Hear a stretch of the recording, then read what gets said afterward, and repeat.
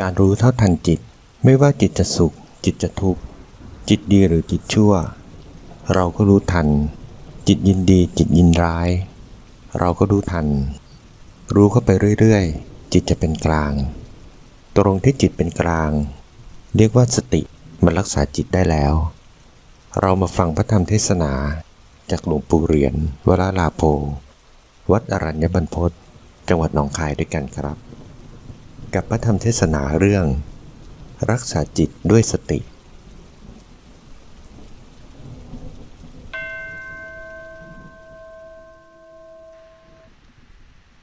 ท่านพากันตั้งใจให้ดีเวลานี้เรามา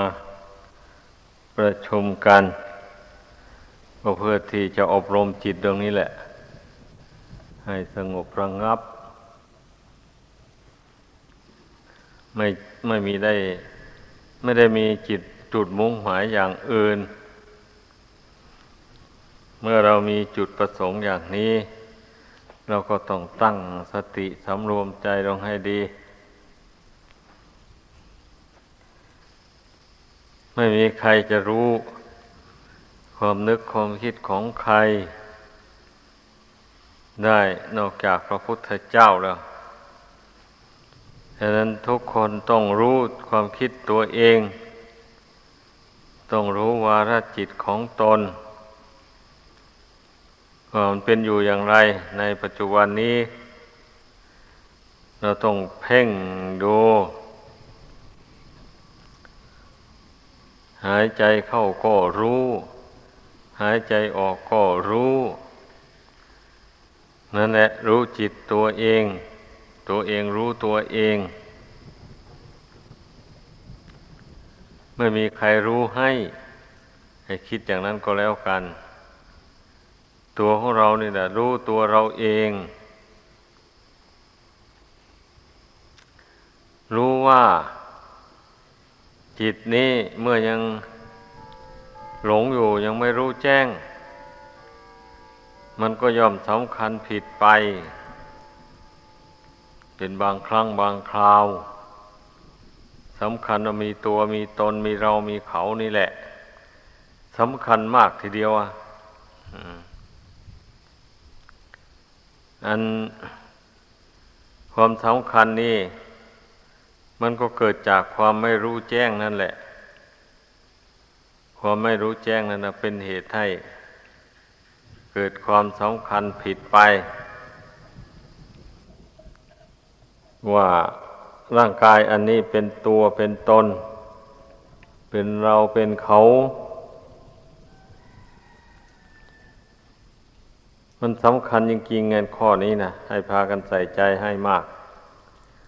เพราะว่าจิตใจนี่มันไม่มีรูปร่างอะไรมันยึดถือเราก็มองไม่เห็นไม่รู้ว่ามันยึดถืออย่างไรเราจะรู้ได้ก็ต่อเมื่อมีเหตุอะไรกระทบกระทั่งมานั่นแหละมันเกิดความหวั่นไหวไปเสียใจดีใจบ้างเมื่อมันเกิดกิริยาอาการอย่างนั้นขึ้นมาผู้ที่สังเกตตัวเองอยู่เสมอก็รู้ได้ว่านี่ใจมันยังยึดถือ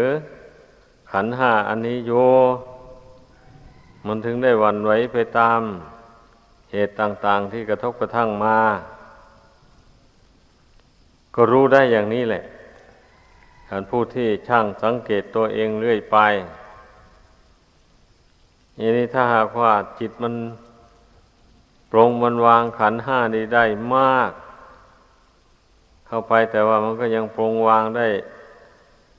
ให้เด็ดขาดไม่ได้ก่อนความหวั่นไหวไปตามเรื่องดีเรื่องชั่วต่างๆในโลกนี้มันก็น้อยลงมันก็เบาบางลงมันไม่โลดโผนเหมือนอย่างแต่ทีแรกเมื่อเวลาจิตใจยังเลาะแหละเหลวไหลอยู่มากนั่นนะความหวั่นไหวมันก็มากมันก็ ทำให้จิตใจนั่นสงบลงไม่ได้นะดังนั้นให้พึงเข้าใจว่าจิตดวงนี้นะได้แก่ความรู้สึกนึกคิดดังนั้นถ้าตนมีสติกำกับอยู่มันก็รู้ว่าตนคิดถูกทางหรือคิดผิดทางอย่างไรมันก็รู้ข้อสำคัญยิ่งว่าให้ทำใจให้มันสงบนิ่งเป็นหนึ่งอยู่ซะก่อนนะถ้าเราจะไปตามความคิดเลยทีเดียวเนี่ยมันไม่มีสิ้นสุดถ้าปล่อยจิตนี่ไปตามยถากรรมแล้วมันก็คิดเรื่อยเปื่อยไปอย่างนั้นแหละจบเรื่องนี้ก็เอาเรื่องใหม่ขึ้นมาจบเรื่องนั้นก็เอาเรื่องโน้นขึ้นมาอย่างนี้นะมันไม่มีที่สิ้นสุดเลยถ้าสติสมาธิไม่เกิดไม่ยับยั้งจิตไว้ด้วยสติด้วยสมาธิเช่นนี้นะมันจะไม่เกิดขึ้นเลยความสงบนั่นนะมีแต่มันเลื่อนลอยไปเรื่อยๆดังนั้นนะพระศาสดาจึงสอนให้รู้จักยับยั้งจิตใจตัวเองให้มันได้อย่าให้มันคิดเลื่อนลอยไปแม่คิดไปในทางที่ไม่เป็นบาปก็ช่างนะมันก็เป็นเรื่องที่ทำใจไม่ให้สงบนั่นแหละความคิดถึงไม่เป็นบาปก็ช่างก็เรียกว่าความคิดที่เป็นอัพยากตาธรรมคิดไม่เป็นบุญคิดไม่เป็นบาปมันก็เป็นสังขารน่ะความปรุงแต่งก็เรียกว่าสังขารไม่ระงับนั่นแหละสังขารมันปรุงแต่งขึ้นเรื่อยไปบัดนี้ความที่ปล่อยจิตให้ปรุงแต่งไปอย่างนั้นนะบางทีมันก็ไปเจอเรื่องไม่ดีเข้าก็เป็นทุกข์นั่นแหละก็เดือดร้อนเสียใจดีใจโกรธอะไรต่ออะไรไปทำนองนั้นแหละเมื่อมันคิดไปพบเรื่องราวแต่หนหลังว่าแต่คราวหลังนั้นได้กระทบกระทั่งกับคนนั้นมาคนนั้นเบียดเบียนเราหรือว่าแต่หนหลังได้สนุกสนานได้เพลิดเพลินกับรูปเสียงกลิ่นรสเครื่องสัมผัสต่างๆมาเมื่อนึกขึ้นมาอย่างนี้ก็ดีอกดีใจรื่นเริงบันเทิงถ้านึกไปพบกับศัตรูเข้าไปก็เอาแล้วแค้นใจอยากจะแก้แค้นอะไรต่ออะไรไปทำนองนี้ในใจนั่นนะมันเป็นงานการที่ปล่อยจิตให้คิดเลื่อนลอยไปทั่วโดยมากมันก็มักจะคิดไปในเรื่องที่ไม่ดีนั่นแหละส่วนหลายนะเรื่องที่ทำให้เกิดความโลภความโกรธความหลงนั่นน่ะฉะนั้นจึงว่าเราจึงต้องห้ามจิตไว้ไม่ให้มันคิดไปให้มันยับยั้งอยู่ในปัจจุบันนี้ให้ได้เรื่องดีเรื่องชั่วใดๆก็ช่างที่มันล่วงมาแล้วมันก็ดับไปหมดแล้วมันไม่มีเหลือแล้วแต่ว่าจิตใจหักไปฟื้นมันขึ้นมาเรื่องมันนะฉะนั้นอย่าไปฟื้นมันขึ้นมาเลยมันล่วงมันดับไปแล้วก็มันแล้วไปให้กำหนดเอาปัจจุบันนี้เป็นอารมณ์แม้เรื่องอนาคตก็อย่าไปปรุงแต่งมันไปมันเรื่องอนาคตมันยังไม่ได้หมายถึงเอาแน่นอนไม่ได้เลยมันเอาแน่นอนไม่ได้เหตุนั้นอย่าไปคิดมันปรุงแต่งมันมาไอ้ปัจจุบันนี่นะตัวเองรู้ตัวเองอยู่ว่ามีอยู่แค่ปัจจุบันเท่านี้แหละอดีตมันก็ร่วงมาแล้วมันเป็นมาอย่างไรมันก็เป็นมาแล้วจะเอากลับคืนนี่มันเป็นเหมือนก่อนมันไม่ได้หรอก อนาคตก็ยังไม่ถึงเรายังเป็นอะไรก็เป็นไม่ได้อนาคตนะอย่าปล่อยจิตให้คิดคาดคะเนไปว่าต่อไปเบื้องหน้าเราจะเป็นอย่างนั้นเราจะเป็นอย่างนี้อะไรทำนองนี้อย่าปล่อยใจให้คิดไปอย่างนั้นต้องสำรวมใจให้แน่วแน่อยู่ในปัจจุบันทำใดปรากฏเฉพาะหน้าเจริญธรรมนั้นเนืองเนืองพระพุทธเจ้าสั่งสอนไว้ทำใดปรากฏต่อหน้าหมายความว่าสิ่งที่มันปรากฏในความรู้สึกในปัจจุบันนี้นะมันมีอะไรไม่มีอะไรนะก็รูปธรรมนามธรรมเท่านี้แหละ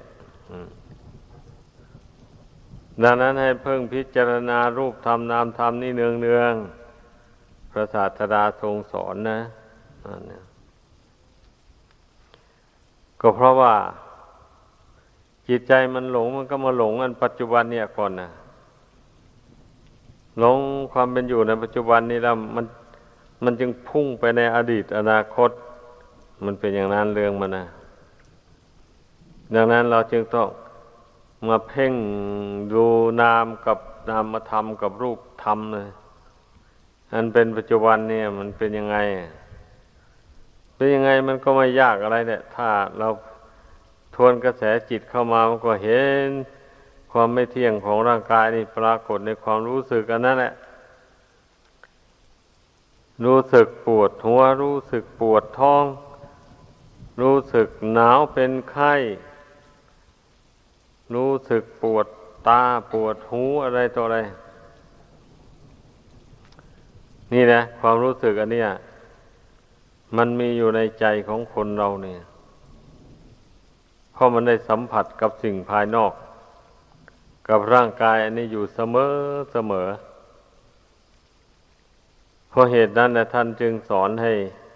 เพ่งพิจารณารูปธรรมนามธรรมนี่เมื่อพิจารณาเห็นความจริงของมันแล้วก็สรุปลงได้ว่าไม่ควรยึดไม่ควรถือควรปล่อยวางตามสภาพนี่แหละการเจริญวิปัสสนาก็ต้องทิ้งอดีตทิ้งอนาคตแล้วมากำหนดเอาปัจจุบันเป็นอารมณ์อย่างนั้นให้พากันเข้าใจเพราะอะไรก็มีอยู่ในปัจจุบันนี่แหละอดีตมันก็ล่วงมาแล้วอนาคตก็ยังไม่ถึงนี่มันก็ปรากฏแต่ปัจจุบันเท่านี้แม้ชีวิตก็เหมือนกันนะชีวิตนี่ก็ปรากฏอยู่มีแต่ลมหายใจเข้าหายใจออกเท่านี้แหละเป็นเครื่องหมายว่าชีวิตยังเป็นอยู่ให้พากันเพ่งพิจารณาดูถ้าลมหายใจเข้าออกนี้หยุดลงเมื่อใดก็หมายถึงต้องตายเมื่อนั้นอยู่ไม่ได้ดังนั้นแหละการเพ่งดูลมหายใจเข้าออกนี่เท่ากับว่าเราเพ่งดูเส้นชีวิตว่ายังเป็นอยู่เหมือนเพ่งดูอยู่อย่างนั้นน่ะมันก็มองเห็นแล้วว่าชีวิตนี่มีน้อยนิดเดียวมีอยู่แค่ลมหายใจเข้าออกเท่านี้แหละถ้าลมหายใจเข้าออกนี่หยุดลงเมื่อใดก็เป็นอันว่าชีวิตนี้ตั้งอยู่ไม่ได้เราก็สมมติกันว่าตายนี่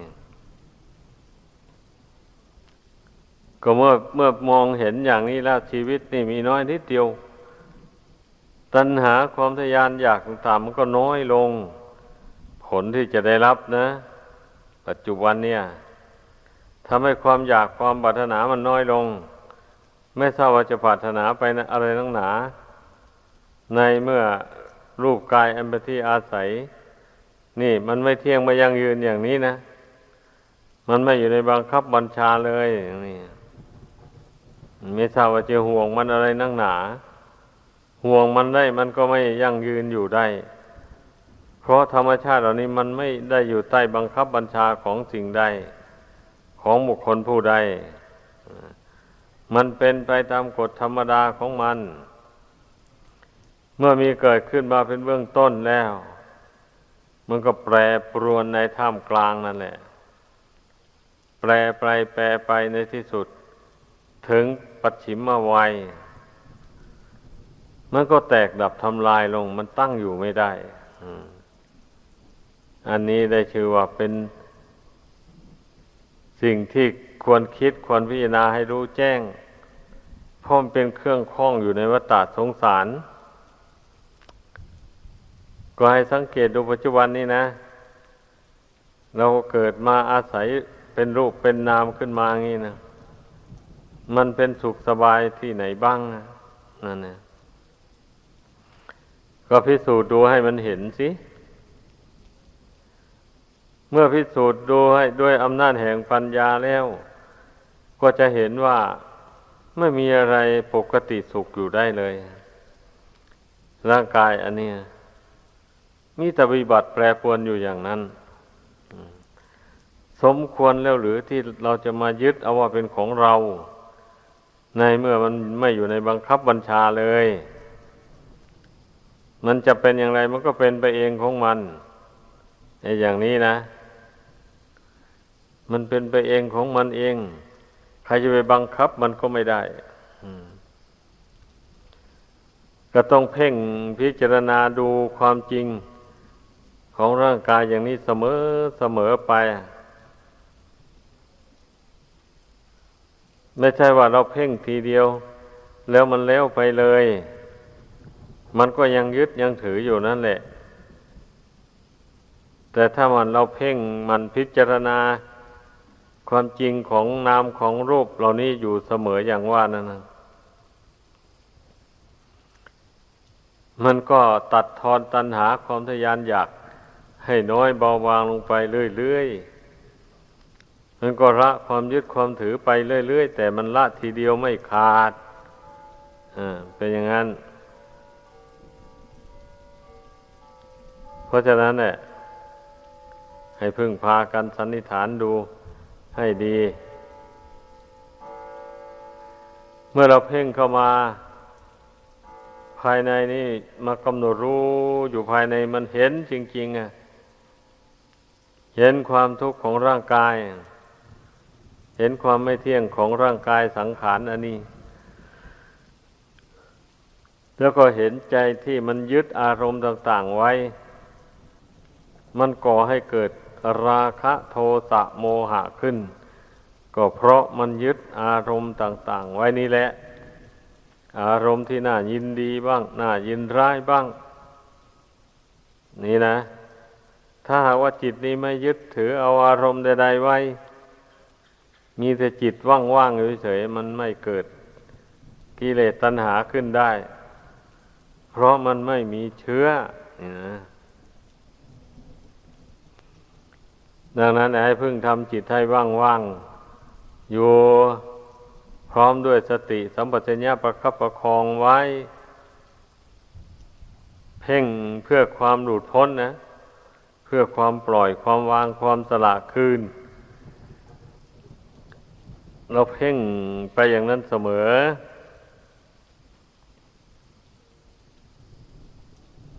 เพราะฉะนั้นแหละให้เพ่งดูให้มันเห็นด้วยตนเองไอ้เรื่องภายในนี่มีแต่ตัวของตัวเองเท่านั้นแหละรู้เองเห็นเองขึ้นส่วนอุบายต่างๆนั้นได้รับจากผู้อื่นมาสอนใจตัวเองเข้าไปเมื่อใจมันละอุปทานได้มากน้อยเท่าไรเนี่ยมันก็รู้มันก็รู้ตัวเป็นอย่างนี้แหละเพราะฉะนั้นน่ะเมื่อจำอุบายต่างๆเหล่านี้ได้แล้วให้พึ่งพากันกระทำอุบายแยบคายในใจให้ได้ในบัดนี้แหละพึ่งพากันตั้งใจ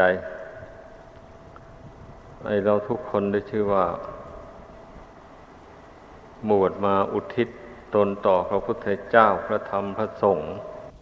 ความมุ่งหมายก็เพื่อที่จะมาชำระกิเลสตัณหาให้น้อยเบาบางออกไปจากจิตใจไอ้ผู้ที่เป็นทายกทายิกามาเลื่อมใสต่อพระพุทธเจ้าพระธรรมพระสงฆ์จนถึงกับมีศรัทธาแรงกล้าได้สละทรัพย์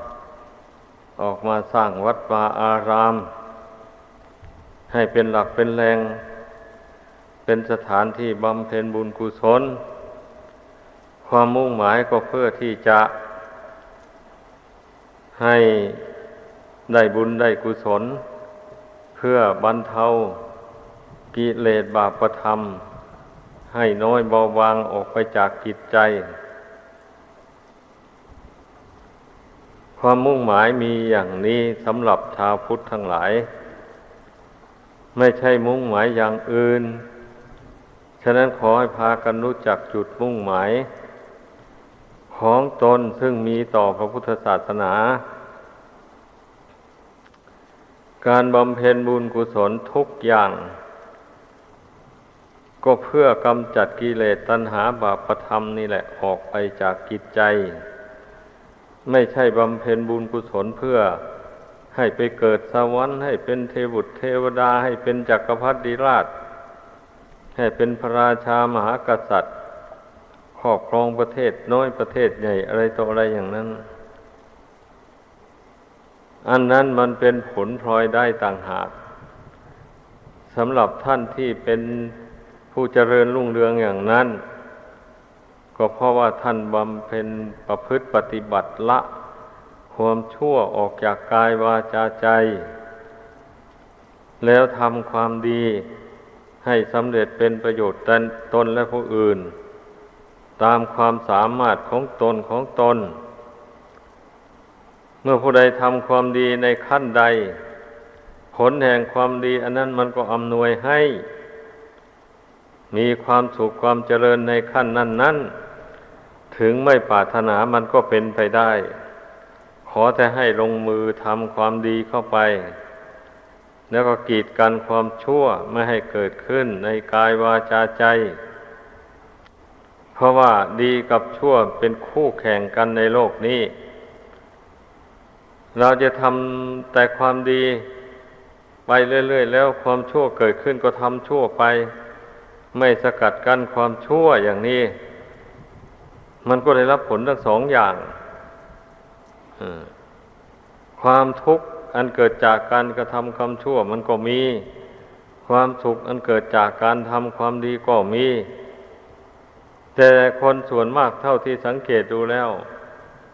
มักจะเป็นอย่างนี้แหละไอ้ความชั่วก็ทำความดีก็ทำอย่างนี้นะ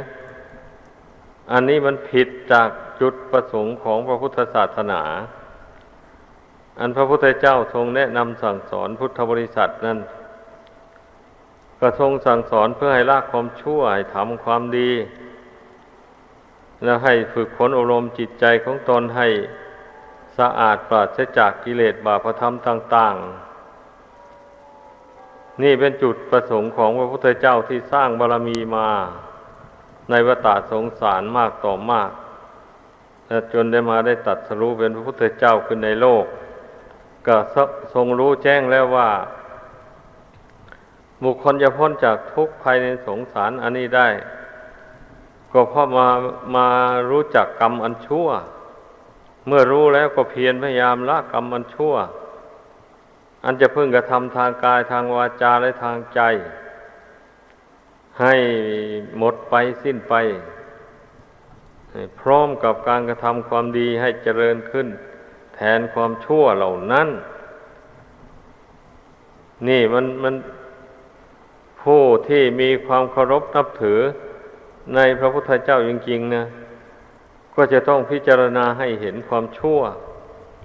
ตามที่พระพุทธเจ้าทรงแสดงไว้นั่นแหละถ้าผู้ใดไม่พิจารณาเห็นโทษแห่งความชั่วที่พระองค์เจ้าทรงห้ามไว้แล้วประพฤติไปตามชอบใจของตัวเองค ความชั่วอย่างนี้ตนชอบใจแล้วถือว่าไม่เป็นบาปหรือเป็นก็ยอมรับถ้าสิ่งใดที่ตนไม่ชอบใจนั่นก็พอเว้นได้ ความชั่วบางอย่างซึ่งตนไม่ชอบก็เว้นได้แต่ถ้าสิ่งใดตนชอบแล้วไม่ยอมงดเว้นทำไปตามที่ต้องการ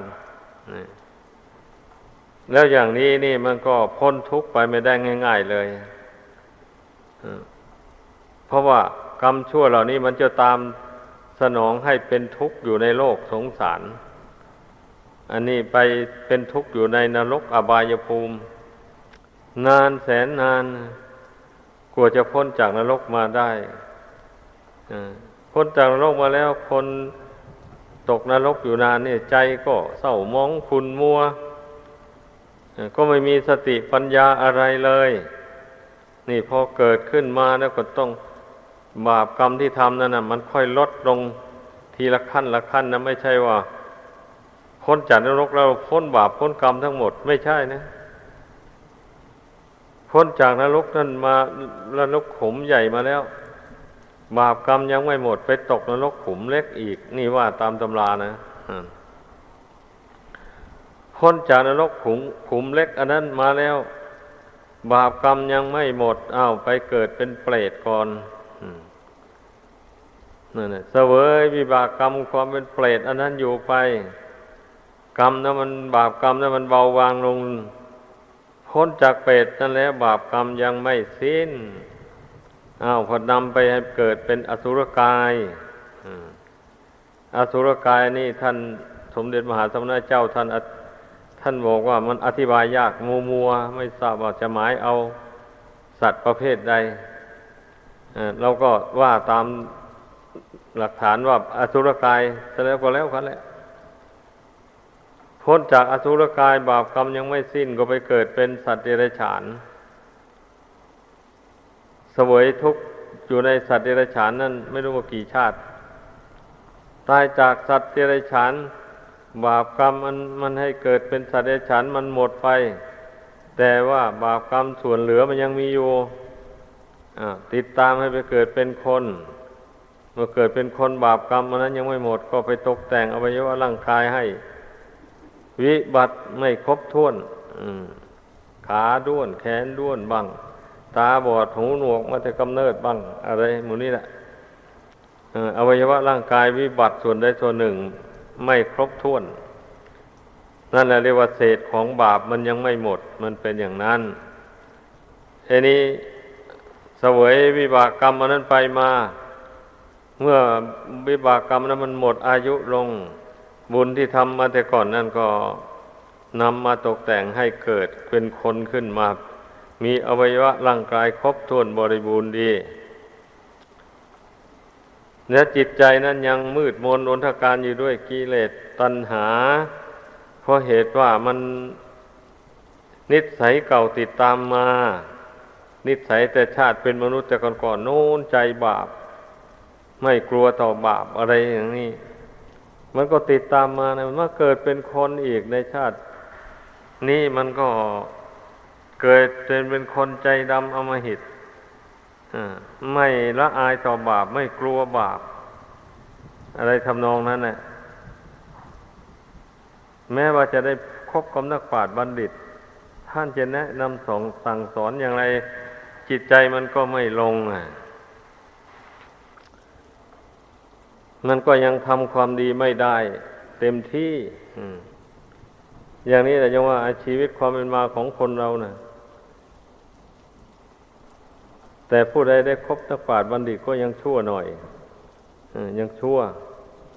พอได้ลดละกิเลสบาปธรรมกรรมมันชั่วนิสัยอันไม่ดีต่างๆให้เบาบางลงไปอย่างนี้มันก็ค่อยเบาไปทีละน้อยละน้อยนี่นะแต่ถ้าหากว่าได้ไปคบกับคนพาลเข้าเดี๋ยวคนพาลก็ชักจูงไปทำความชั่วแล้วก็กลับคืนไปอยู่ที่เก่านั่นน่ะอีกนะไปตกนรกหมกไหม้อยู่อีกนี่ชีวิตของมนุษย์เราเหตุที่มันจะนานพ้นทุกข์นะมันเป็นอย่างนี้ฉะนั้นต้องรู้ไว้ผู้ใดได้คบหาสมาคมกับนักปราชญ์ พระพุทธเจ้าจึงตรัสว่าเป็นมงคลอันอุดมสูงส่งในมงคลสูตรนะมันก็เป็นมงคลแหละเพราะว่าท่านนักปราชญ์ทั้งหลายท่านชักชวนให้ละกรรมมันชั่วทำกรรมมันดีให้เจริญรุ่งเรืองขึ้นในตนเช่นนั้นมันถึงเป็นมงคลนั่นแหละส่วนผู้ใดไม่ได้คบนักปราชญ์บัณฑิตมันก็ไปคบคนพาลเป็นธรรมดาเพราะเกิดมาในโลกนี้จะอยู่คนเดียวก็ไม่ได้มันต้องมีหมู่มีพวกต้องมีคณะต้องมีบ้านมีเมืองมีประเทศชาติอย่างนี้แหละเพราะฉะนั้นเนี่ยทุกคนให้พากันเข้าใจวิถีชีวิตอันนี้ตามเหตุผลที่พระพุทธเจ้าทรงแสดงไว้และนำมาชี้แจงสู่กันฟังนี่ตามเหตุผลที่พระพุทธเจ้าทรงแสดงไว้และนำมาชี้แจงสู่กันฟังนี่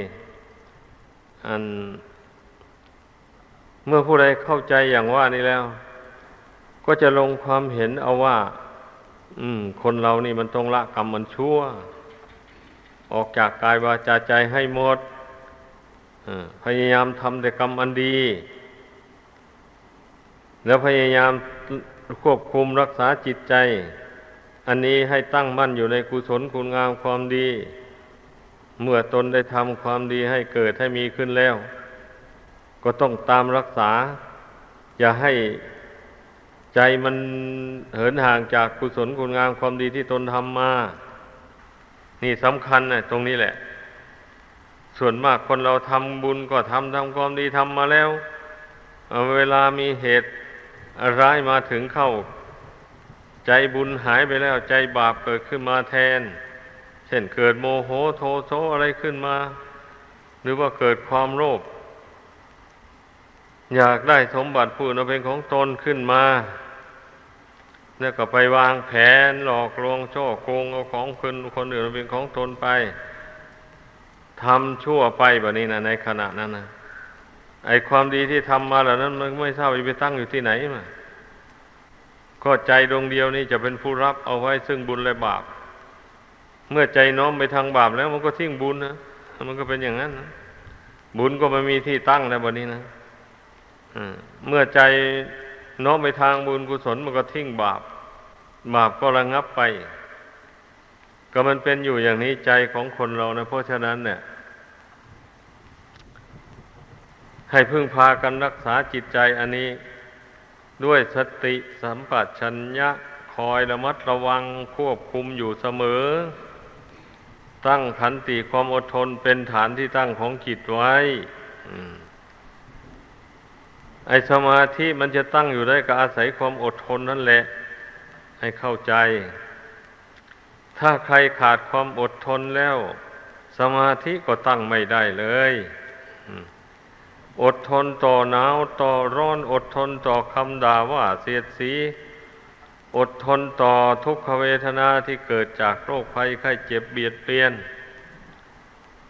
หมู่นี้นะคำว่าอดทนนั่นน่ะมันก็อดทนต่อเรื่องหมู่นี้แหละต่อภัยธรรมชาตินี่แหละเมื่อผู้ใดอดทนต่อภัยธรรมชาติต่างๆเหล่านี้ได้จิตใจไม่อ่อนแอท้อแท้ไม่วอกแวกแล้วมันก็ตั้งมั่นอยู่ในบุญในคุณได้นั่นเนี่ยถ้าใจมันวอกแวกหวั่นไหวไปตามภัยธรรมชาติอย่างที่ว่ามาแล้วนั่นนะมันก็ยึดเอาบุญเอาคุณไว้ไม่ได้เลยมันก็หวั่นไหวไปตามความชั่วเสีย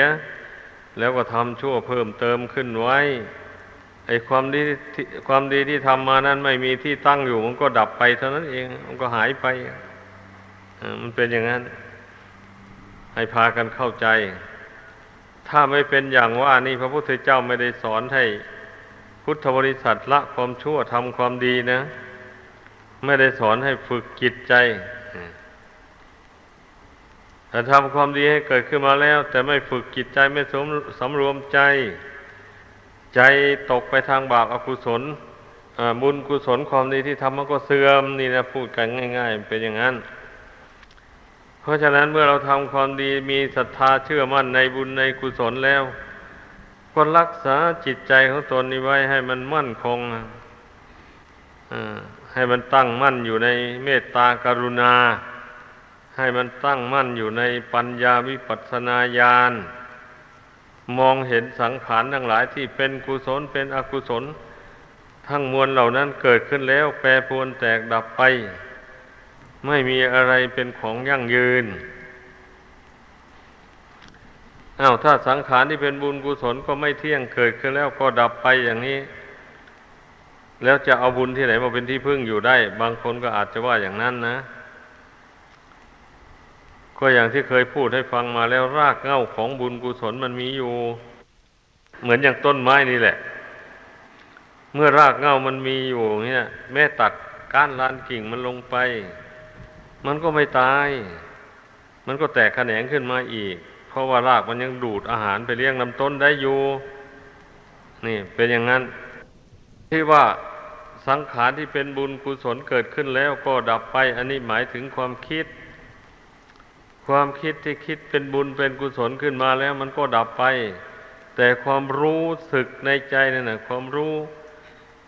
ว่าตนมีกุศลอยู่ในใจมีคุณธรรมอยู่ในใจมันมีอยู่มันไม่สูญหายอันนั้นน่ะขอให้เข้าใจ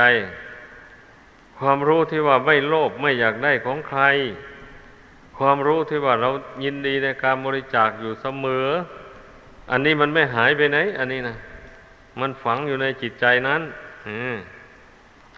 แต่เมื่อความโกรธมันดับไปอย่างนี้นะไอ้ความไม่โกรธมันก็มีอยู่ในใจนั้นความมีเมตตาอารีมันก็เกิดขึ้นอยู่ในใจนั้นเมื่อความหลงมันระงับไปความรู้มันก็เกิดขึ้นแทนความรู้แจ้งความเห็นจริงในสภาวะทำตามความเป็นจริงก็เกิดขึ้นมาแทนนี่มันเป็นอย่างนี้เมื่อละบาปอกุศลลงไปแล้วกุศลย่อมเกิดขึ้นอย่างนี้ให้เข้าใจเมื่อกุศลเกิดขึ้นอย่างนี้ก็รักษาในวันนี้รักษาสมาธินั่นแหละทำใจให้ตั้งมั่นอยู่ในบุญในคุณอันนั้นไปแล้ววันนี้ก็นั่นแหละบุญคุณเหล่านี้ก็จะเจริญงอกงามยิ่งขึ้นไปเราทำไปเท่าไรมันก็ยิ่งไม่สูญไม่หายเมื่อไม่ปล่อยใจให้ตกไปทางบาปอกุศลดังกล่าวมานั่นนะทำไปเท่าไรก็มีแต่พอกพูนมากขึ้นไปโดยลำดับดังแสดงมาขอจบลงเพียงเท่านี้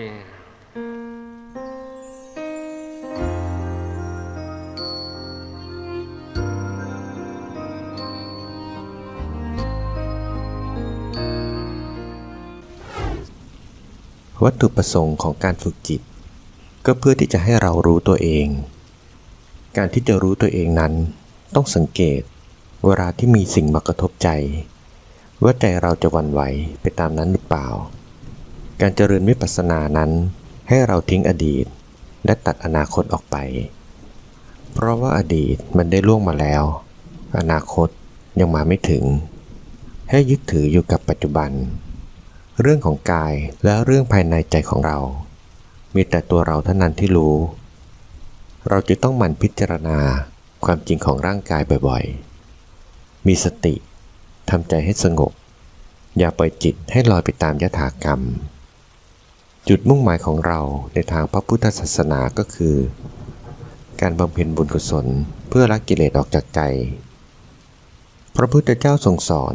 ให้เราละชั่วทำแต่ความดีสิ่งสำคัญก็คือเราจะต้องพิจารณาให้เห็นโทษของความชั่วเสียก่อนถึงจะละความชั่วออกไปได้ขันติและความอดทนเป็นพื้นฐานที่สำคัญของการฝึกจิตถ้าเราขาดความอดทนสมาธิก็ทำไม่ได้อดทนนี้เราต้องอดทนต่อทุกขเวทนาคำด่าว่าคำเสียดสีโอวาทธรรมหลวงปู่เหรียญวราลาโภขอขอบคุณทุกท่านที่ได้สนับสนุนช่อง YouTube ธรรมะธรรมดาด้วยครับทุกครั้งที่ท่านดูอย่าลืมช่วยกันกดไลค์กดแชร์เพื่อเป็นการทำให้คลิปธรรมะของเราได้มีการเผยแพร่ออกไปมากขึ้นและที่สำคัญอย่าลืมกดติดตามช่องธรรมะธรรมดาด้วยนะครับขออนุโมทนาบุญกับทุกท่านที่ร่วมรับฟังด้วยกันครับสาธุ